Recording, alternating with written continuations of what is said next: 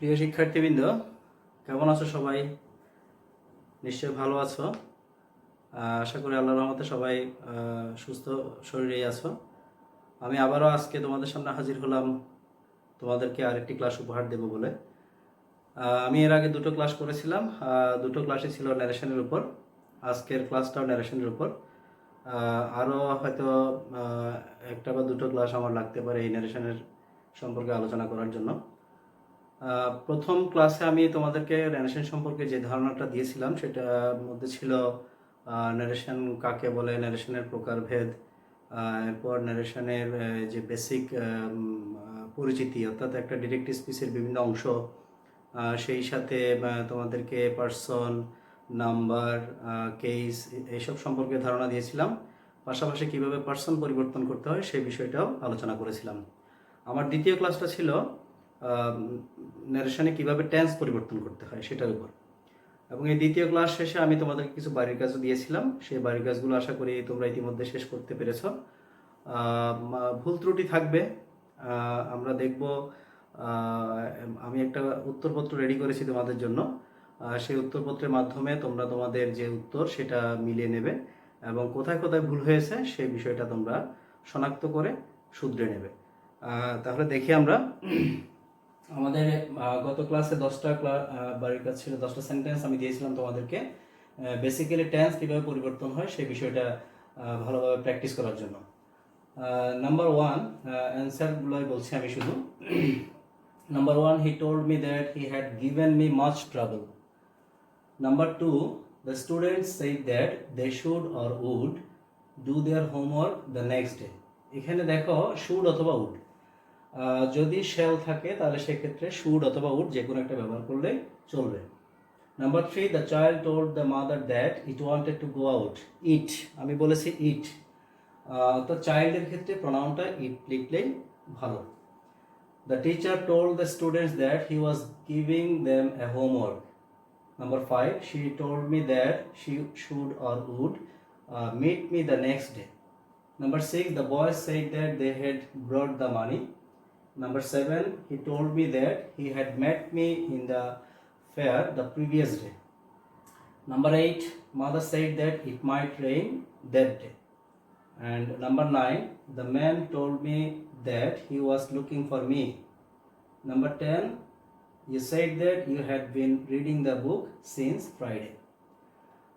আর একটু ভালো করে দেখো এবং তোমাদের অ্যান্সারগুলোর সাথে একটু মিলিয়ে নাও এবং কোথায় কোথায় ভুল হয়েছে, বা যদি ভুল না হয়ে থাকে তাহলে ভেরি গুড, যদি কোথাও ভুল হয়ে থাকে তাহলে সেটা তোমরা এখান থেকে দেখে একটু বুঝে নেওয়ার চেষ্টা করো।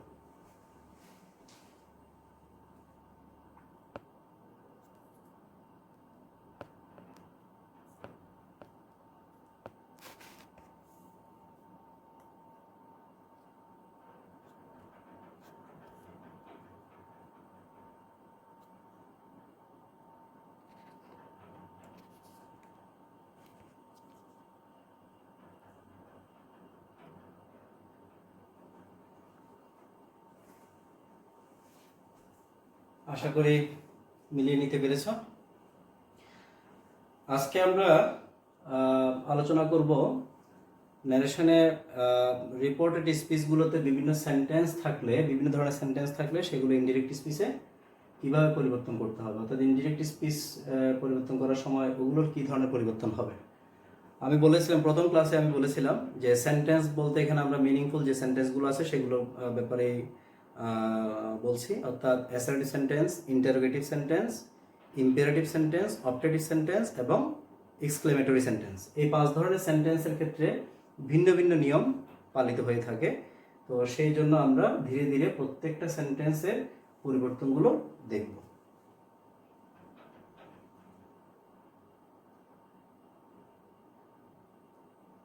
আমরা যাচ্ছি আমাদের আজকের ক্লাসের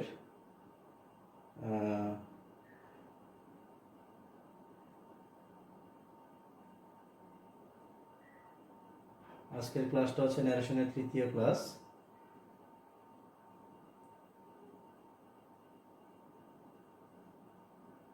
হ্যাঁ, তাহলে দেখো এখানে how to change different sentences in narration. ন্যারেশনে বিভিন্ন ধরনের সেন্টেন্সকে আমরা কিভাবে পরিবর্তন করব। প্রথমে আসছি আমরা অ্যাসার্টিভ সেন্টেন্সে। আচ্ছা, অ্যাসার্টিভ সেন্টেন্সে কাজ করতে যাওয়ার আগে আমাকে অ্যাসার্টিভ সেন্টেন্সটা অবশ্যই চিনতে হবে, নতুবা আমি নিয়মটা ঠিকমতো পালন করতে পারবো না। কিভাবে তুমি অ্যাসার্টিভ সেন্টেন্স শনাক্ত করবে? অ্যাসার্টিভ সেন্টেন্সের বৈশিষ্ট্যটা হচ্ছে বা গঠনটা হচ্ছে এরকম: প্রথমেই সাবজেক্ট থাকবে, তারপর ভার্ব থাকবে, এরপরে অবজেক্ট বা এক্সটেনশন বা দুটোই থাকবে। প্রথমে সাবজেক্ট, তারপর ভার্ব, তারপর অন্য কিছু। অর্থাৎ এই স্ট্রাকচারে যে সেন্টেন্সগুলো তোমরা পাবে সেগুলো হচ্ছে অ্যাসার্টিভ সেন্টেন্স। আর এই অ্যাসার্টিভ সেন্টেন্স বলতে কোন সেন্টেন্সটাকে আমরা বোঝাচ্ছি? যেটা রিপোর্টেড স্পিচের যে সেন্টেন্সটা, সেই সেন্টেন্সটার কথাই আমরা বলছি। তাহলে এই ক্ষেত্রে অ্যাসার্টিভ সেন্টেন্সকে পরিবর্তন করতে হলে রিপোর্টিং ভার্বের পরিবর্তে সে বা টেল বসবে। রিপোর্টিং ভার্বটা সে থাকলে সেক্ষেত্রে আমরা এটা একটু ধারণা দিয়েছিলাম তোমাদেরকে। সে থাকলে সেটা বসে যাবে, আর সে এর পরে যদি টু থাকে, অর্থাৎ যদি অবজেক্ট থাকে তাহলে সে এর পরে টু থাকবে, সেই ক্ষেত্রে তোমরা টেলও বসাতে পারো, নতুবা সে টু যেটা থাকে সেটা রেখে দিলেই চলবে। কমা এবং ইনভার্টেড কমার জায়গায় ওটা উঠে গিয়ে, ওই দুটো উঠে গিয়ে এখানে একটা কনজাংশন বসবে, সেটা হচ্ছে দ্যাট। এরপর টেন্স এবং পার্সন তাদের নিয়ম অনুসারেই পরিবর্তিত হবে, এখানে আর তেমন কিছু নেই। অর্থাৎ আমরা এই পর্যন্ত যে উদাহরণগুলো দিয়েছিলাম গত ক্লাস পর্যন্ত, সবগুলো উদাহরণই ছিল কিন্তু অ্যাসার্টিভ সেন্টেন্সের, এবং সেই সবগুলো সেন্টেন্সে আমরা এই নিয়মগুলো কিন্তু অলরেডি পালন করেছি। তাহলে আমি আবার বলছি, রিপোর্টিং ভার্বটা সে বা টেল হিসেবে বসবে। অর্থাৎ সে এর পরে যদি অবজেক্ট থাকে তাহলে সেক্ষেত্রে আমরা টেল বসাতে পারি, সে না বসিয়ে। আর যদি সে এর পরে অবজেক্ট না থাকে তাহলে সে এটা থাকবে, নতুবা টেল না বসিয়েও আমরা পারবো, সেটা সে টু বসিয়ে দিলে চলবে। আর কমা ইনভার্টেড কমা, ওই জায়গায় এই চিহ্নগুলো উঠে গিয়ে ওখানে মাঝখানে একটা কনজাংশন বসাতে হবে, সেটা হচ্ছে দ্যাট। আর টেন্স এবং পার্সন এগুলো তাদের নিজ নিজ নিয়ম অনুসারে পরিবর্তিত হতে থাকবে। তাহলে আমরা কিছু উদাহরণ দেখি। কিছু উদাহরণের মধ্যে যেমন দেখো, examples: Tony said to his mother, I need some money. এই যে দেখো, প্রথমে সাবজেক্ট আছে, তারপর ভার্ব আছে, তারপর অবজেক্ট আছে, সাম মানি। ওটাকে আমরা ইনডিরেক্ট করছি কিভাবে দেখো, টনি টোল্ড, এই যে সেড টুর পরিবর্তে আমরা কি লিখলাম, টোল্ড, অথবা এটা সেড টু রেখে দিতে পারবে। Told his mother that he needed some money, আমরা এখানে আই এর পরিবর্তে হি বসিয়েছি, এটা পার্সনের নিয়ম, পার্সন পরিবর্তনের নিয়ম অনুসারে। নিডটাকে নিডেড করেছি, এটা হচ্ছে রিপোর্টিং ভার্বটা ফার্স্ট টেন্সে আসে বিদায় আমাদেরকে এই প্রেজেন্ট ইনডেফিনিট সেন্টেন্সটাকে ফার্স্ট ইনডেফিনিট করতে হয়েছে, সেই কারণে needed. My friend said to me, Anis gave it for you, এটাও একটা assertive sentence. Anis subject, gave হচ্ছে ভার্ব, আর ইট হচ্ছে অবজেক্ট, ফর ইউ এটা এক্সটেনশন। এটাকে ইন্ডিরেক্ট করেছি আমরা কিভাবে দেখো, my friend told me that Anis had given that for me. দেখো আর ভালো করে, আর কয়েকটা উদাহরণ আমরা দেখবো এখন।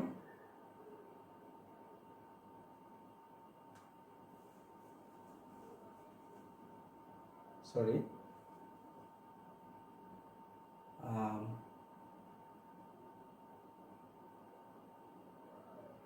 আমরা এখানে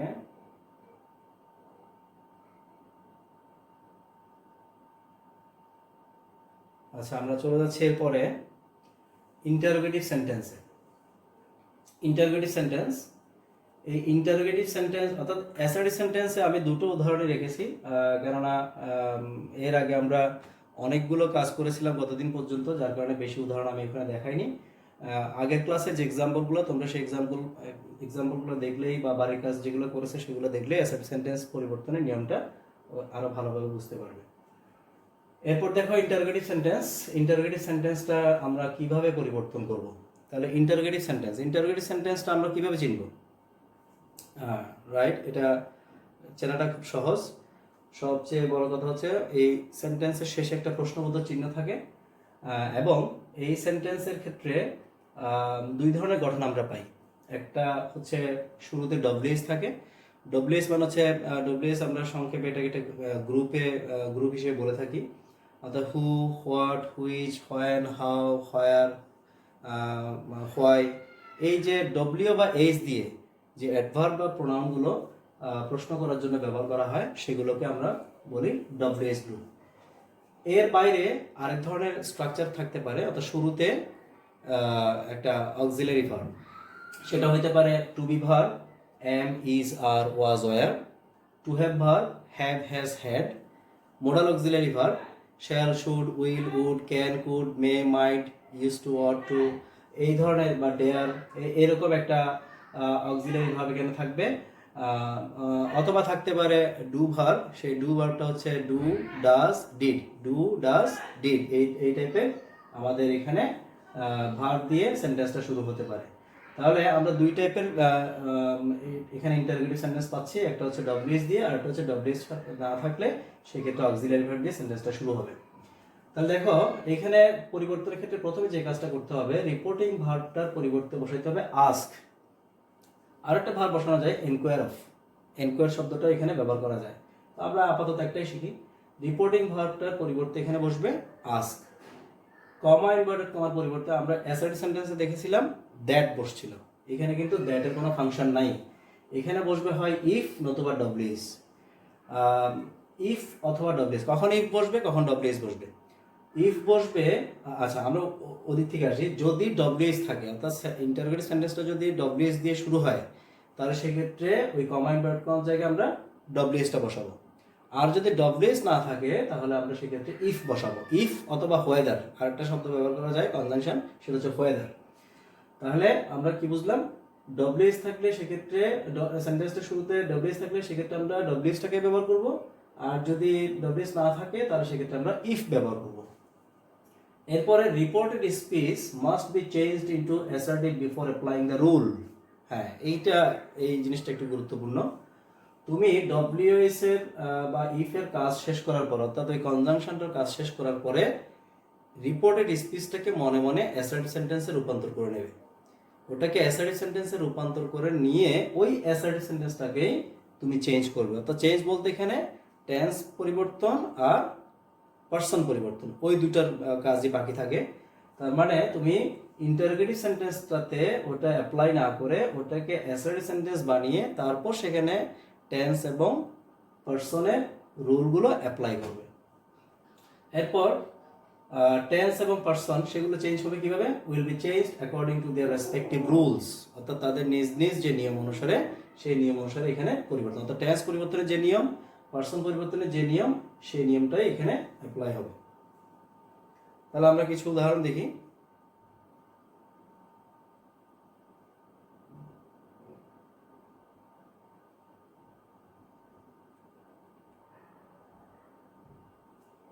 দেখো, number 1, teacher said to me have you done your homework. এই যে সেন্টেন্সটা, এই সেন্টেন্সটা শুরুতে কি আছে, হ্যাভ, অর্থাৎ এটা অক্সিলারি ভার্ব দিয়ে শুরু। তার মানে এই জায়গায় আমাকে বসাতে হবে ইফ। প্রথম থেকে আসি আমি, টিচার সেড টু এর পরিবর্তে কি বসলো, আস্কড। এরপর অবজেক্ট মি, কমা ইনভার্টেড কমার জায়গায় আমরা বসালাম ইফ।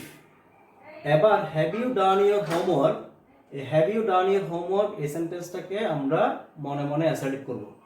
এটাকে অ্যাসার্টিভ করলে এই যে অক্সিলারি ভার্বটা এটা সাবজেক্টের পরে যাবে, অর্থাৎ you have done your homework. যদি অক্সিলারি ভার্বটাকে আমরা সাবজেক্টের পরে নিয়ে যাই তাহলে সেক্ষেত্রে এটা অ্যাসার্টিভ হয়ে যাবে, you have done your homework. ওই ইউ হ্যাভ ডান ইউর হোমওয়ার্কটাকে আমরা এখানে ইনডিরেক্ট করব, ইউ এর পরিবর্তে বসবে আই, অর্থাৎ এই যে ইউটা সেকেন্ড পারসন এবং নমিনেটিভ কেস, মি কে নমিনেটিভ কেস করে এখানে বসানো হয়েছে। আর হ্যাভ ডান এটা প্রেজেন্ট পারফেক্ট, এই হ্যাভ ডানটা প্রেজেন্ট পারফেক্ট, এটা ফার্স্ট পারফেক্টে যাবে, সেই কারণে had done. Your homework, your second person possessive case, তাহলে মি কে পসেসিভ করলে আমরা পাচ্ছি মাই, মাই হোমওয়ার্ক। তাহলে কি দাঁড়ালো, teacher asked me if I had done my homework. Number 2, Kabir said to Sadia are you feeling bored, are you feeling bored. এটাও শুরুতে কি আছে, এটাও শুরুতে কি আছে, এখানেও শুরুতে রয়েছে কি, এখানে auxiliary verb, are you feeling board.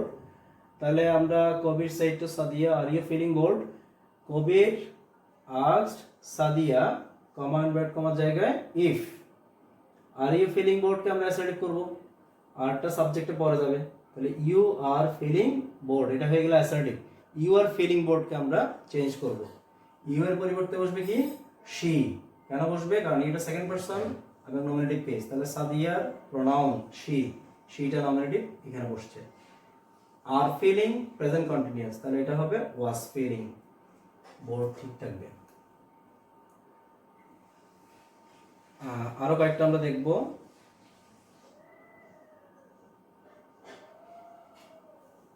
দেখো number 3,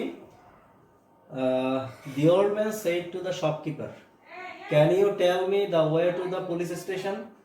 Can you tell me the way to the police station? এখানেও ক্যান দিয়ে শুরু সেন্টেন্সটা, অর্থাৎ অক্সিলারি ভার্ব দিয়ে। the old man asked the shopkeeper, comma invert কমার জায়গায় বসছে ইফ, আর এখানে ক্যান ইউ ক্যান, অর্থাৎ অ্যাসার্টিভ করলে এটা আমরা পাবো you can tell me the way to the police station. You এটা সেকেন্ড পারসন, তাহলে শপকিপারকে বুঝাবে।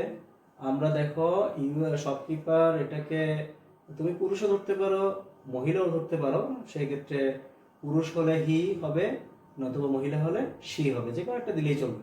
আর এখানে এসটা কেন দিলাম? কারণ দেখো সাবজেক্ট রিপোর্টিং ভার্বের সাবজেক্ট এবং রিপোর্টিং ভার্ব অবজেক্ট দুটোই থার্ড পারসন এবং দুটোই সিঙ্গুলার নাম্বার, সেই ক্ষেত্রে যে কোনো একজনকে ইন্ডিকেট করে দিতে হবে। আমি একজনকে বুঝিয়ে দিলাম, অর্থাৎ এই হি এর পাশে এস দিয়ে শপকিপারকে বুঝালাম, তাহলে কুড টেল হিম, এই হিমের পাশে আমি কিছু ব্যবহার করিনি, তার মানে এই হিমটা হচ্ছে কে? এটা হচ্ছে old man.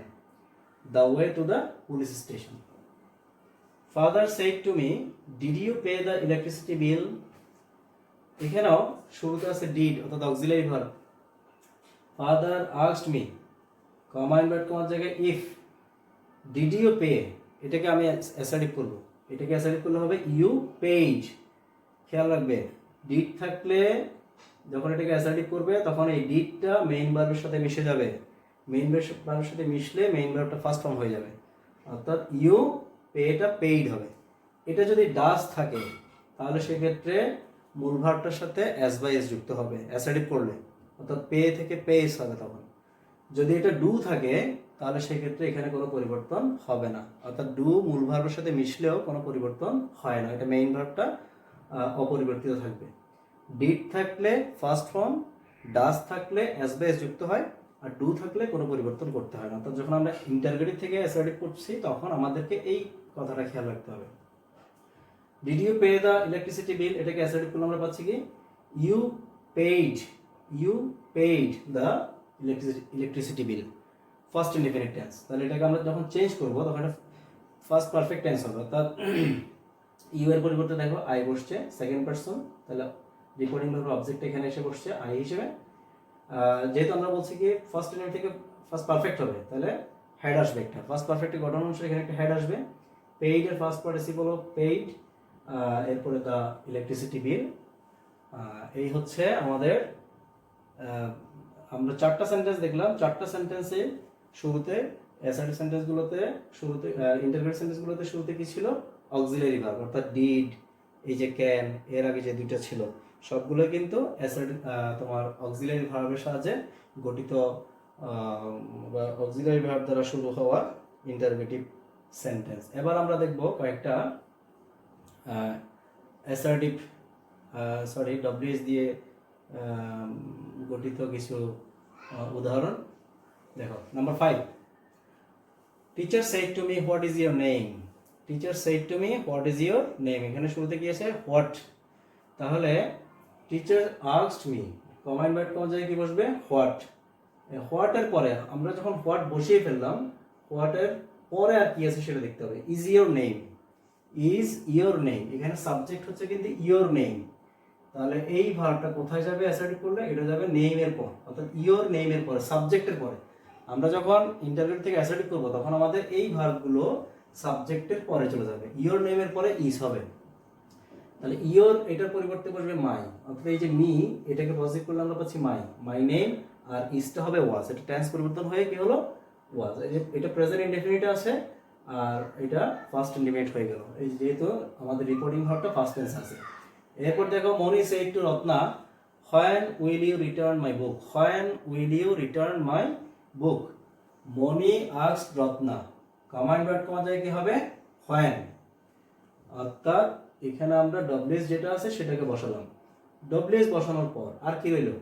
Will you return my book. ওই উইল ইউ রিটার্ন মাই বুককে আমরা অ্যাসার্ট করব। কি হবে? You will return my book. You, এই উইলটা সাবজেক্টের পরে, you will return my book, এটাকে আমরা ইনডিরেক্ট করব। তাহলে ইউ এর পরিবর্তে বসবে শি। আচ্ছা, এখানে আমি আর লিখলাম কেন? কারণ মনি এবং রত্না দুটোই থার্ড পারসন, দুটোই সিঙ্গুলার নাম্বার, দুটোই ফিমেল, যার কারণে আমরা অবশ্যই একজনকে ইন্ডিকেট করে দেব। ব্র্যাকেটে নামের প্রথম অক্ষরটা বসিয়ে দিলে বুঝে যাবে যেটা কার কথা আমরা বলছি। তাহলে শি, এখানে আমি আর দিয়ে চিন্তা করলাম, এটা রত্নাকে বোঝাচ্ছে। এরপর উইলটা উড হবে, রিটার্ন ঠিক থাকবে। মাই বুক, এই মাই হচ্ছে মনি, তাহলে মনির প্রোনাউন শি এর পজিটিভ হচ্ছে হার, হার বুক। তাহলে Moni asked Ratna when she would return her book. এই হলো ইন্টারোগেটিভ সেন্টেন্সকে তোমার ইনডিরেক্ট করার নিয়ম এবং তার কিছু উদাহরণ। এবার আমরা দেখব আমাদের পরবর্তী imperative sentence. Imperative sentence, imperative সেন্টেন্সটা কিভাবে চিনবে? ইম্পেরেটিভ সেন্টেন্সের শুরুতেই থাকে মেইন ভার্ব, শুরুটাই হয় ভার্ব দিয়ে, সাবজেক্ট এখানে উজ্জ্ব থাকে, সাবজেক্টটা দেওয়া থাকে না। অথবা এটা অক্সিলারি ভার্ব দিয়ে শুরু হতে পারে যদি নেগেটিভ হয়, অর্থাৎ সেই ক্ষেত্রে ডু দিয়ে শুরু হবে। অথবা শুরুতে একটা ইয়ে থাকতে পারে, একটা অ্যাডভার্ব থাকতে পারে, যেমন সেটা হতে পারে অলওয়েজ অথবা নেভার, সামটাইমস, এই টাইপের একটা অবজেক্ট এখানে থাকতে পারে। অর্থাৎ তোমাকে খেয়াল রাখতে হবে যে সেন্টেন্সের শুরুতে কোনো সাবজেক্ট উল্লেখ থাকে না, ভার্ব দিয়ে যে সেন্টেন্সটা শুরু হয় সেই সেন্টেন্সটা হচ্ছে ইম্পেরেটিভ সেন্টেন্স। এই ইম্পেরেটিভ সেন্টেন্সের কাজ করতে গেলে আমাদের কি করতে হবে? দেখো, প্রথমে আমাদের রিপোর্টিং ভার্বের পরিবর্তে কি কি ভার্ব বসাতে হবে? দেখো, অ্যাডভাইস অথবা অর্ডার অথবা রিকোয়েস্ট অথবা ফরবিড অথবা বেগ অথবা আস্ক। আচ্ছা, কোনটা কখন বসাবে? নিশ্চয়ই তোমরা ভার্বগুলো দেখে বুঝতে পারছো যে কোনটা কখন বসে। তারপর আমি আরেকবার বলছি, অ্যাডভাইসটা বসাবো আমরা যদি সেটা উপদেশমূলক কোনো ইম্পেরেটিভ সেন্টেন্স হয়, আর যদি সেটা আদেশ নির্দেশমূলক হয় তাহলে সেক্ষেত্রে আমরা বসাবো অর্ডার। যদি সেটা অনুরোধবাচক হয় তাহলে আমরা বসাবো রিকোয়েস্ট। যদি সেটা নিষেধবাচক হয় তাহলে সেক্ষেত্রে হবে ফরবিড। যদি সেটা অনুনয় সূচক হয় তাহলে সেক্ষেত্রে হবে বেগ। যদি সেটা কোনো ধরনের কমান্ড না বুঝায়, অর্থাৎ এই ক্ষেত্রে সেন্টেন্সটা পড়ে কিসে পড়বে সেটা স্পষ্টভাবে বোঝা যাচ্ছে না, তাহলে সেক্ষেত্রে আমরা আস্ক অথবা টেল ব্যবহার করতে পারবো। আস্ক অথবা টেল। একটা জিনিস এখানে মিসিং আছে, সেটা হচ্ছে কমান্ড। কমান্ড একটা ভার্ব ব্যবহার হয় বিশেষ করে সৈনিকের আদেশ বোঝাতে গেলে। ডিফেন্সের যে আদেশ, ডিফেন্সের আদেশগুলো সাধারণত এই ক্ষেত্রে কমান্ড দিয়ে বোঝানো হয়। অর্থাৎ এই ক্ষেত্রে আমরা ডিফেন্সের কোনো আদেশ সূচক যদি কোনো ধরনের সেন্টেন্স আমরা পাই তাহলে সেক্ষেত্রে রিপোর্টিং ভার্ব হিসেবে আমরা ব্যবহার করব কমান্ড। আচ্ছা, এরপর দেখো কমা ইনভার্টেড কমা। কমা ইনভার্টেড কমার জায়গায় এখানে আমাদেরকে বসাতে হবে টু। আমরা অ্যাসার্টিভ সেন্টেন্সে পেয়েছিলাম দ্যাট, ইন্টারোগেটিভ সেন্টেন্সে আমরা দেখেছিলাম ইফ অথবা ডব্লিউএইচ, রাইট। এখন এখানে বসছে টু। আর ফর নেগেশন নট টু, যদি সেন্টেন্সটা নেগেটিভ হয়, অর্থাৎ যদি আমাদের যে রিপোর্টের স্পিচটা যদি নেগেটিভ হয় তাহলে সেক্ষেত্রে টু এর আগে একটা নট দিতে হবে, নট টু বসবে। এরপর টেন্স এবং পারসন এই দুইটা তাদের নিজ নিজ নিয়ম অনুসারে পরিবর্তিত হবে। টেন্স এবং পারসন তাদের নিজ নিজ নিয়ম অনুসারে পরিবর্তিত হবে। আরেকবার দেখছি আমরা, তাহলে রিপোর্টিং ভার্বের পরিবর্তে এখানে রিপোর্টিং ভার্বটা যেটাই থাকুক সেটার পরিবর্তে আমাদেরকে এখানে বসাতে হবে অ্যাডভাইস। এটা আমার সেন্টেন্সের কমান্ডে বলে দেবে আমি কি বসাবো। এটা যদি অনুরোধ সূচক হয়, উপদেশ সূচক হয় তাহলে অ্যাডভাইস, যদি সেটা আদেশ সূচক হয় তাহলে অর্ডার, যদি সেটা তোমার অনুরোধ হয় তাহলে সেটা রিকোয়েস্ট, যদি সেটা নিষেধ হয় তাহলে ফরবিড, যদি সেটা অনুনয় সূচক হয় তাহলে বেগ, আর যদি সেটা কোনো ধরনের কমান্ড মিন না করে তাহলে সেক্ষেত্রে আস্ক। আর যদি সৈনিকের আদেশ বা ডিফেন্সের আদেশ বুঝিয়ে থাকে তাহলে সেক্ষেত্রে কমান্ড। কমা ইনভার্টেড কমা, এটার জায়গায় আমাদেরকে বসাইতে হবে টু। কমা ইনভার্টেড কমার জায়গায় বসবে টু। আর যদি নেগেটিভ হয় সেন্টেন্সটা তাহলে বসবে নট টু। আর টেন্স এবং পার্সন তাদের নিজ নিজ নিয়ম অনুসারে পরিবর্তিত হবে। তাহলে আমরা এরপরে দেখছি কিছু উদাহরণ। দেখো, হি said to me open the door. He said to me open the ডোর। এই ওপেন দ্য ডোর এটা একটা ইম্পেরাটিভ সেন্টেন্স, কারণ এটা শুরুটাই হয়েছে ভার্ব দিয়ে, এখানে কোনো সাবজেক্ট, শুরুতে সাবজেক্ট নাই। এবং ওপেনটা মেইন ভার্ব, এখানে মেইন ভার্ব দিয়ে শুরু সেন্টেন্সটা। আচ্ছা, সাবজেক্ট কিন্তু শুরুতে আবার ইন্টারগেটিভেও থাকে না, তাহলে তো আবার কনফিউশন সৃষ্টি হয়ে যাচ্ছে, তাই না? সাবজেক্ট থাকে না ঠিক আছে, কিন্তু সাবজেক্টের পরে মেইন ভার্বটা থাকে। ইন্টারগেটিভ সেন্টেন্সে মেইন ভার্বটা থাকে সাবজেক্টের পরে, আর সাবজেক্টের আগে থাকে একটা অক্সিলারি ভার্ব। আর এখানে টোটাল সাবজেক্টটাই থাকবে না, এখানে কোনো সাবজেক্টই উল্লেখ থাকবে না। এই হচ্ছে ইন্টারগেটিভের সাথে ইম্পারেটিভ সেন্টেন্সের পার্থক্য। তাহলে দেখো, এটাকে আমরা কি বলছি? হি আস্কড অথবা টোল্ড। এখানে আস্ক বা টোল্ড আমরা ব্যবহার করলাম কেন? এখানে আমরা কমান্ডটা কি ঠিকমতো পাচ্ছি না নাকি? হ্যাঁ, পাচ্ছি না আমরা, কারণ দেখো প্রশ্নটা করেছে হি এ আমাকে। এই হি এটা আমার সমবয়সী হতে পারে, এটা আমার বড় হতে পারে, এটা আমার ছোট হতে পারে। তাহলে এটার সাথে আমার রিলেশনটা অ্যাকচুয়ালি এখানে স্পষ্ট না। সেই কারণে আমি এখানে ওপেন দ্য ডোর, সে কি অনুরোধ করেছে নাকি সে আদেশ দিয়েছে, কিভাবে বলেছে সেটা আমার কাছে বোধগম্য নয়, যার কারণে আমরা এখানে আস্ক অথবা টেল ব্যবহার করেছি। এই জন্য আমরা বলছি কি he asked or told me. এই কমা ইনভার্ট কমার জায়গায় বসছে টু। টু এর পরে মেইন ভার্বটা কোনো পরিবর্তন করা যাবে না, কারণ টু এর পরে প্রিপোজিশনের নিয়ম অনুসারে টু এর পরে মেইন ভার্বটা পরিবর্তিত থাকবে। এরপরে এখানে দ্য ডোর, এখানে কোনো পার্সন, এমন কোনো পার্সন নাই যে পার্সনটা আমাদের পরিবর্তন করতে হচ্ছে, যার কারণে আর কোনো পরিবর্তন হয়নি। Number two, he said to me please open the door. Please open the door, এখানে একটা কমা হবে, এই যে একটা কমা হবে, প্লিজ ওপেন দ্য ডোর। এই প্লিজ শব্দটাই বুঝিয়ে দিচ্ছে আমাদেরকে এটা একটা অনুরোধ সূচক বাক্য, রাইট? তাহলে এখানে আমাদেরকে ব্যবহার করতে হবে রিকোয়েস্ট, রিপোর্টিং ভার্ব হিসেবে ব্যবহার করতে হবে request. He requested me to open the door. Next, he said to me do not open the door. Do not open the ডোর, এটা আমরা দুই ধরনের মিন করতে পারি।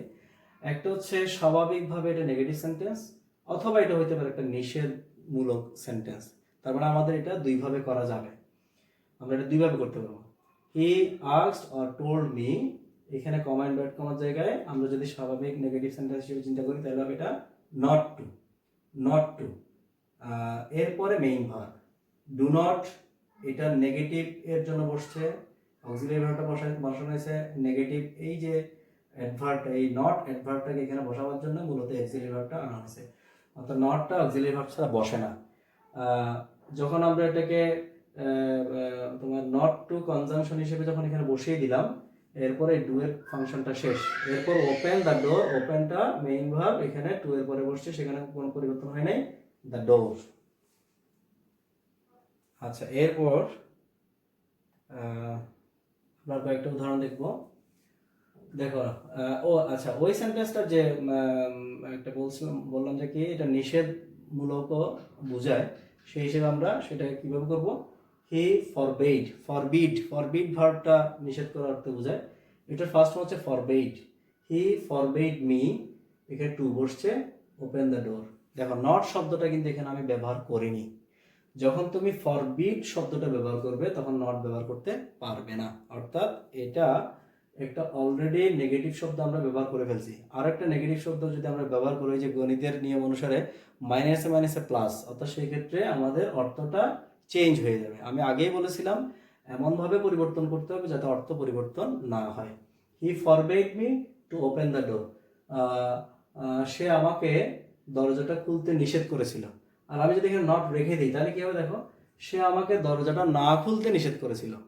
না খুলতে নিষেধ করা মানে কি? খুলতে বলা। তাহলে এই জন্য আমরা এখানে নটটা ব্যবহার করবো, অর্থাৎ ফরবিড যখন ব্যবহার করবো তখন নটটা ব্যবহার করবো না। Number 4, he said to me please do not open the door. Please আছে, আবার ডু নট আছে, অর্থাৎ এটা রিকোয়েস্ট এখানে আমরা পাচ্ছি। আর রিকোয়েস্ট যেহেতু আমরা এখানে পাচ্ছি, সেক্ষেত্রে আমরা ওই বিকল্প যেটা আমরা ফরবিড সেটা আর চিন্তা করবো না, এটা এখানে নেগেটিভ সেন্টেন্স ধরে নট টু ব্যবহার করেই কাজটা করবো। তাহলে কি দাঁড়ায়? হি রিকোয়েস্টেড মি, অর্থাৎ একটা কমান্ড আমরা এখানে ব্যবহার করি, দুইটা কমান্ড একসাথে ব্যবহার করা যাবে না।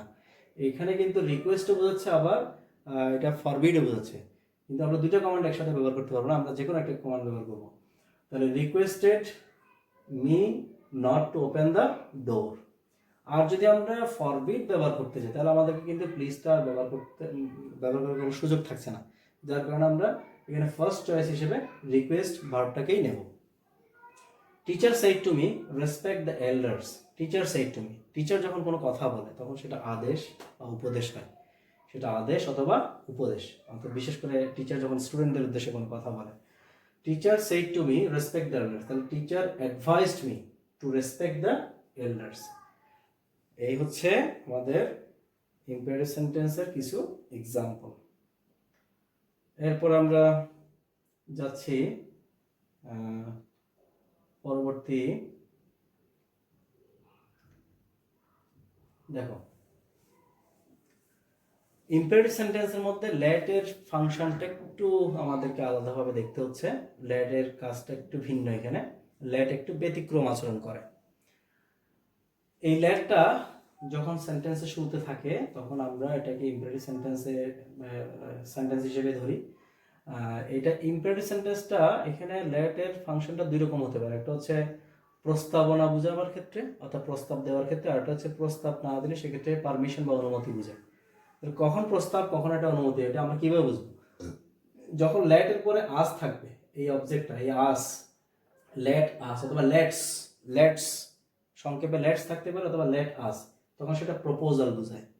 প্রপোজাল যখন বুঝাবে, প্রস্তাব যখন বুঝাবে, তখন রিপোর্টিং ভার্বের পরিবর্তে প্রপোজ বসবে। রিপোর্টিং ভার্বটা তখন আমরা বসাবো কি? প্রপোজ। কমা ইনভার্টেড কমার জায়গায় এখানে আমরা বসাবো দ্যাট। আর এই জায়গায় should is added after the subject of reported speech. Reported স্পিচের যে সাবজেক্ট, সেই সাবজেক্টের পরে এখানে আমাদেরকে একটা শুড ব্যবহার করতে হবে, মডেল অক্সিলারি হিসেবে শুড ব্যবহার করতে হবে।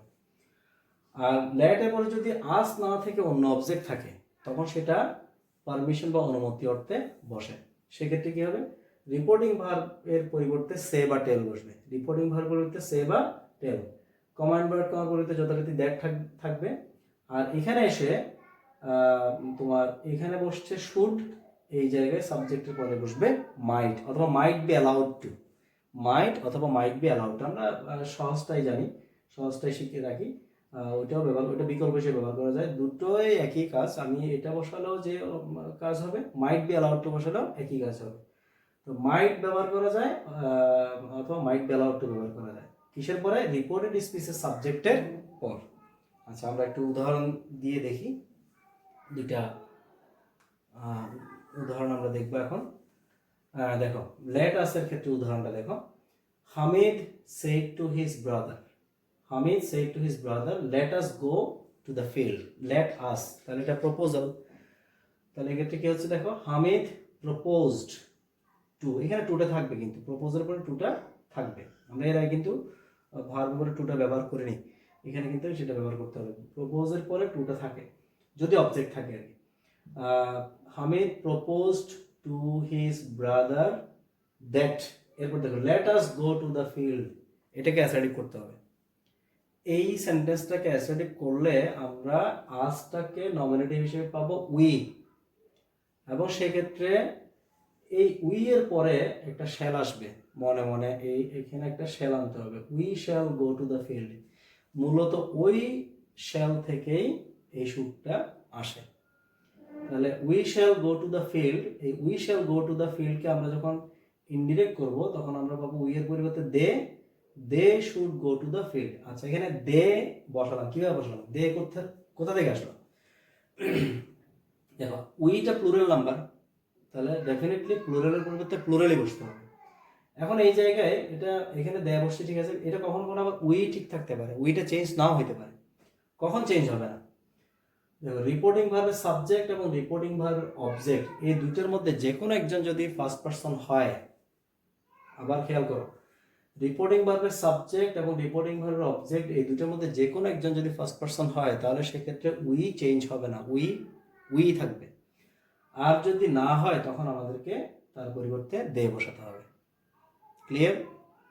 আচ্ছা, এবার দেখো, লেটের পরে অন্য অবজেক্ট যদি থাকে, তার মানে পারমিশন যখন বোঝায়, তখন আমাদের উদাহরণটা কিরকম হবে?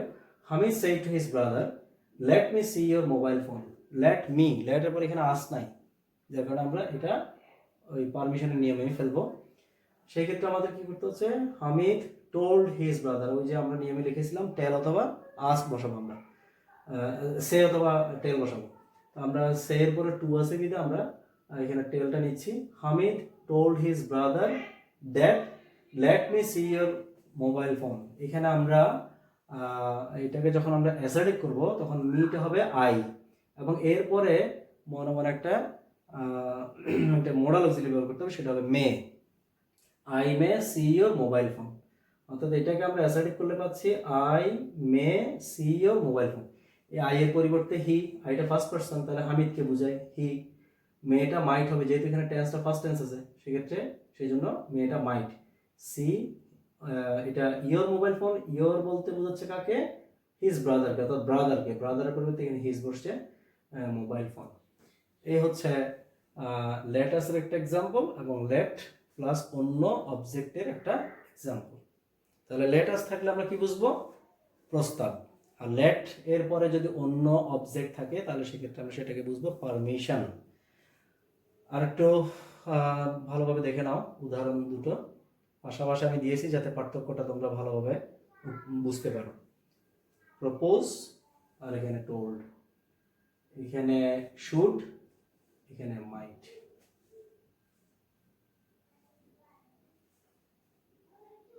আচ্ছা, নেক্সট আমরা অ্যাকচুয়ালি আমাদের আজকের আলোচনা এখানে শেষ করতে যাচ্ছি।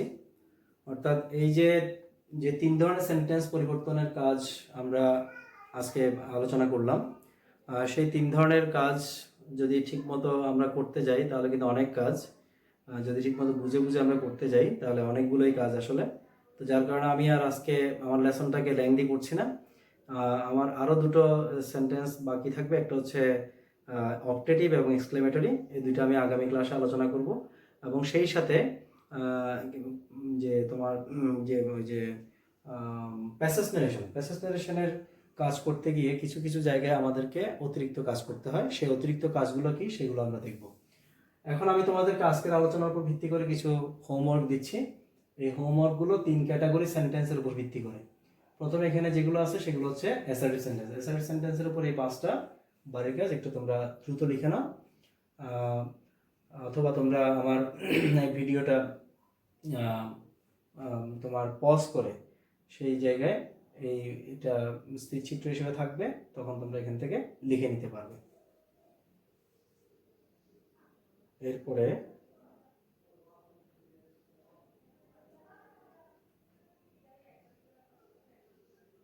এগুলো হচ্ছে interrogative. He said to me, "Are you going to market?" The headmaster said to me, "Where do you live?" Mother said to her daughter, "Did you give him my message?" My friend said to me, "What can I do for you?"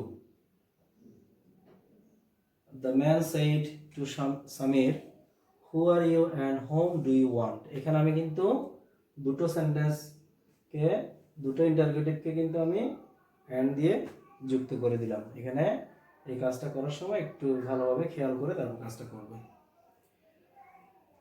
এরপর আমরা last বাড়ির কাজ ইম্পেরাটিভ সেন্টেন্সের উপর 5টা দিলাম, মিলিয়ে দিয়েছি আমি। Teacher said to us, "Listen to me carefully." Doctor said to the patient, "Sleep at least 6 hours." The gardener said to us, "Do not tear the flowers." The boy said, "Let us play cricket." Monica said to her younger sister, "Let me check it." তাহলে 3 ক্যাটাগরির আমি 3 5 15টা sentence এখানে তোমাদেরকে দিলাম। এই 15টা কাজ তোমরা বাড়িতে বসে করবে। পাশাপাশি সময় পেলে প্রত্যেকটা ক্যাটাগরি থেকে আরও 5টা কাজ তোমরা বই থেকে বেছে নিয়ে করবে। তাহলে দেখবে তোমাদের এটা আরও ভালোভাবে বোধগম্য হবে, এবং কোনো সমস্যা যদি থাকে তাহলে সেই সমস্যা থেকে তোমরা ওভারকাম করে আসবে। তাহলে বন্ধু, প্রিয় শিক্ষার্থীরা, আমরা আজকে এখানেই শেষ করতে যাচ্ছি। আমি আগামী ক্লাসে আমার ন্যারেশনের পরবর্তী যে বাকি রয়েছে সেটা নিয়ে আলোচনা করব। যদি সম্ভব হয় তাহলে আগামী ক্লাসে আমি শেষ করে দেবো, আর যদি সম্ভব না হয় বা যদি মনে হচ্ছে যে এটা আর একটু হয়তো সময় নিয়ে করা দরকার, তাহলে আমি আরেকটা ক্লাস হয়তো বাড়াবো। তো আজকে এই পর্যন্তই। সবাই ভালো থাকবে, সুস্থ থাকবে এবং করোনা ভাইরাস থেকে মুক্ত থাকার জন্য যেসব নির্দেশনা আছে সেগুলো সব যথাযথভাবে পালন করবে। আল্লাহ সবাইকে ভালো রাখুক। ওকে, গুড বাই, থ্যাংক ইউ।